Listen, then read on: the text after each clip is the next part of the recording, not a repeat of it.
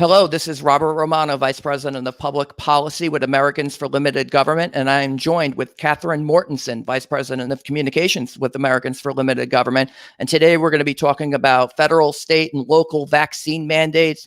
Our position is that these are unconstitutional, they're unfair, and they're unnecessary. And more jurisdictions are going ahead and implementing these right now. As of August 9th, this is Yahoo Finance, only 3 jurisdictions, quote, Hawaii, Louisiana, and New York have implemented a COVID-19 vaccine passport, while 20 jurisdictions have banned all or some proof of vaccination requirements. 10 states have enacted legislation prohibiting proof of vaccination, while the other 10 states have banned proof of vaccination through executive order, with most of the prohibitions applying to government agencies. However, there are broader prohibitions in both Texas and Florida, where private businesses are barred from requiring proof of vaccination. And this comes as already 70% of U.S. adults have already received a vaccination, at least one dose, 183 million, and 59% of the population as a whole, 195 million, have received at least one shot, and 50% have received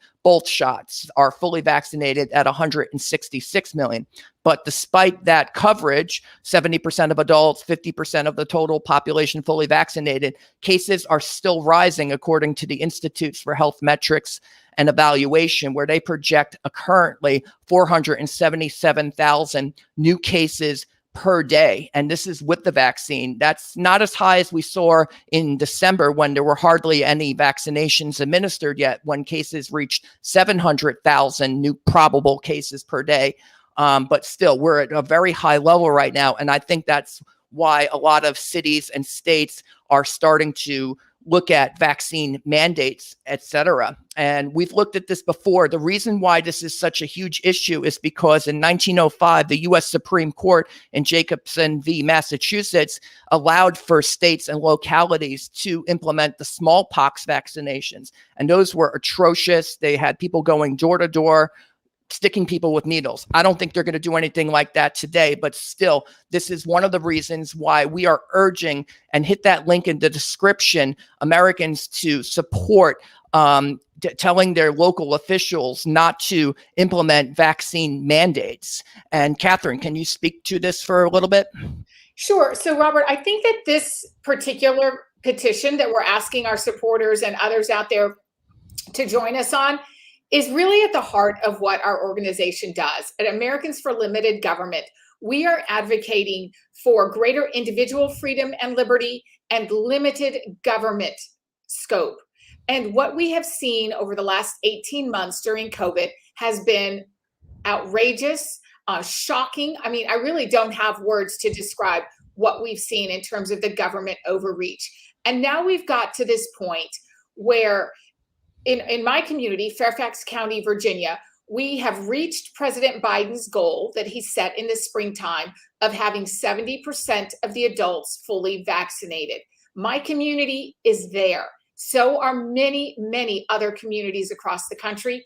And yet, Fairfax County still has a, quote, substantial rate of COVID spread, according to the CDC.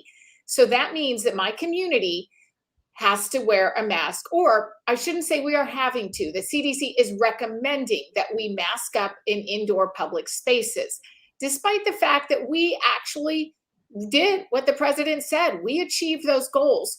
So I think that's part of what is frustrating so many of us, is whether or not you believe in the vaccine or whatever, that's not really the point of this discussion. The discussion is really to look at what the goals were that the government set, where we're at. And now, as you're pointing out, Robert, we've reached the goals in many cases across this country. So what are they going to do next? I think they're going to start looking at mandates, as you spoke about at the beginning. And that is very concerning to us as an organization, because that is at the heart of what we do. We reject government mandates in almost every case in favor of individual choice and freedom. Absolutely. And I think that where they're likely to do it, they'll do it to captive populations, whether it's the military, state employees, people who are in state-run facilities, if, for example, nursing homes, also schools, they'll look to, as an easy way to get a captive population to take the vaccine. They'll start looking at state and local mandates at the schools. And this is where you, the audience, can come into play here. Just click that link in the description, tell governors and legislators no federal, state, or local vaccine passports or mandates. And this will go to your senator, congressman, state senator, state house member, your local officials, city council, county executive, mayors, and tell them that you oppose vaccine mandates. And this is where it's going to, the rubber's going to meet the road. It's going to be at the local level. That's what happened 100 years ago. That's what's going to happen now. And we're seeing, Catherine, a partisan breakdown of people who are getting the vaccine right now. And I'm kind of wanted to get your thoughts on that. It seems to me that if you're a Republican, you're more likely to support a Republican president's policies. If you're a Democrat, you're more likely to support a Democratic president's policies. And we're seeing a similar partisan breakdown in terms of support for vaccines. The Kaiser Family Foundation survey reported 89% of Democrats say they've already received the vaccine or plan to do so, compared with 56% of Republicans and 67% of independents. Similarly, you see a disparity in vaccination rates at the state and local level along partisan lines. The top 20 states with the highest vaccination rates all voted for Joe Biden, ranging from Vermont at 68% to Wisconsin at 52%, and the bottom 23 states with the lowest rates, excluding Arizona and Georgia, they voted for Biden, but they have Republican governors and legislators. Those all are red states who voted for President Trump, ranging from South Dakota at 47% all the way down to 35% with Alabama. What do you make of the partisan breakdown and red states and blue states versus the vaccine? Do you think it's a partisan issue? Would it be different if President Trump had won? Right. Well, let me say a couple of things. Number one, as far as it being a partisan issue, if it is, that began with Joe Biden and Kamala Harris a year ago during the campaign. In last fall, in October, both of them went on record questioning any vaccine that was produced under a Trump presidency. I think many of us have seen those clips. We're well aware that those two are the original vaccine skeptics. They said they wouldn't trust a vaccine that was produced by Donald Trump's administration. So let's just make that clear, that if there's any partisanship in this, it began with those two, with those specific candidates making those statements. And the media has largely given them a pass on that, but I don't want to. I want to make sure people remember that that's where the partisanship began. Now, the second point, is there partisanship today? You just laid out some of the numbers, how different states voted, what their vaccination rates are. There may be there may be a partisan element now to both sides. And if I had to sort of guess or come up with my best theory of what's going on, I would say that people who are skeptical of the vaccine or don't want it, they're more likely to be sort of traditional conservatives or libertarians, people who don't really want the government in their lives. And those people tend to be, again, conservatives or libertarians. Whereas in the blue states that have the higher vaccination rates, those are people who by and large embrace big government. Everything they do sort of indicates that they like government. They're certainly not skeptical of government. Of course, when they're being partisan, and it was a Trump administration, then of course they were skeptical. But by and large, I would think that the psychology in those blue states is they tend to embrace big government more than the red states do. So yeah, there may be a partisan issue there. There's also a demographic issue.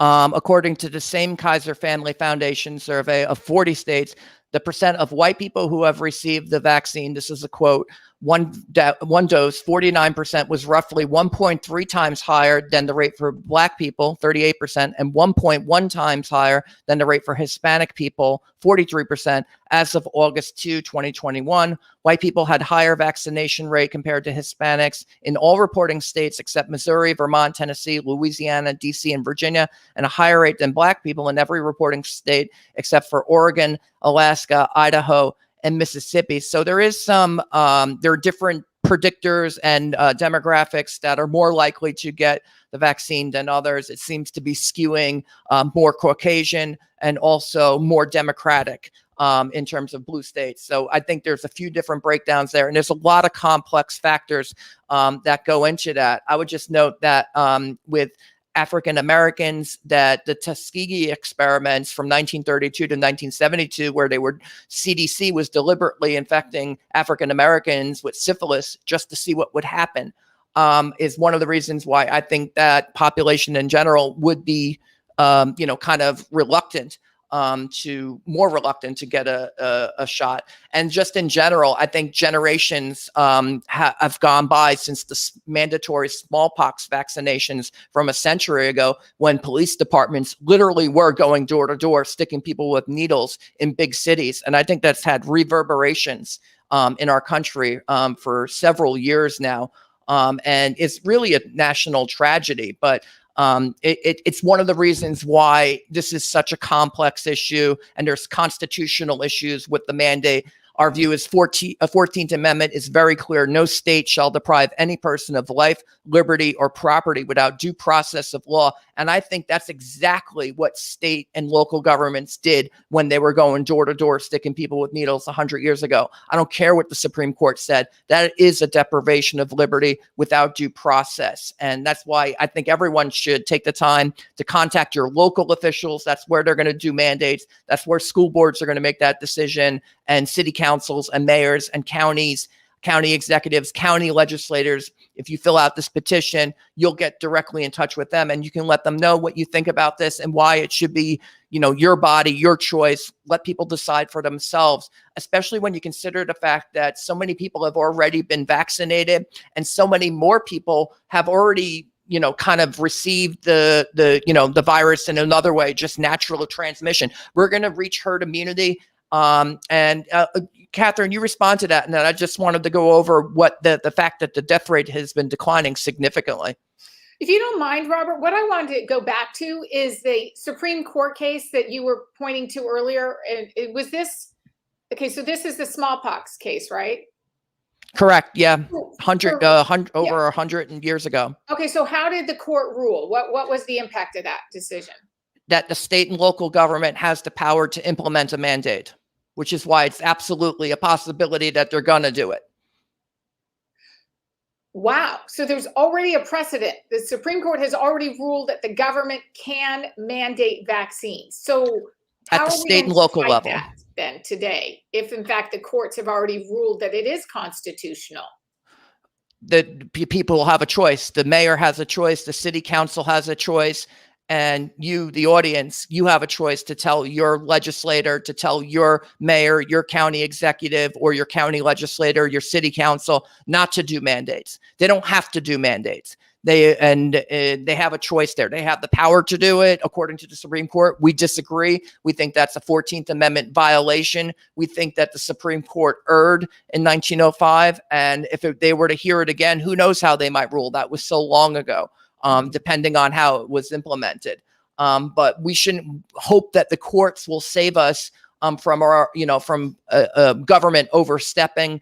That's where the American people come into play. You have the power. It's a government by the people, of the people, and for the people. So you can contact your legislators and your local executives and officials and tell them that you don't want a vaccine mandate. Robert, I'm really grateful to you for all the research you've done on this. You were the one who put together this petition. You did the research, found the data to back it up.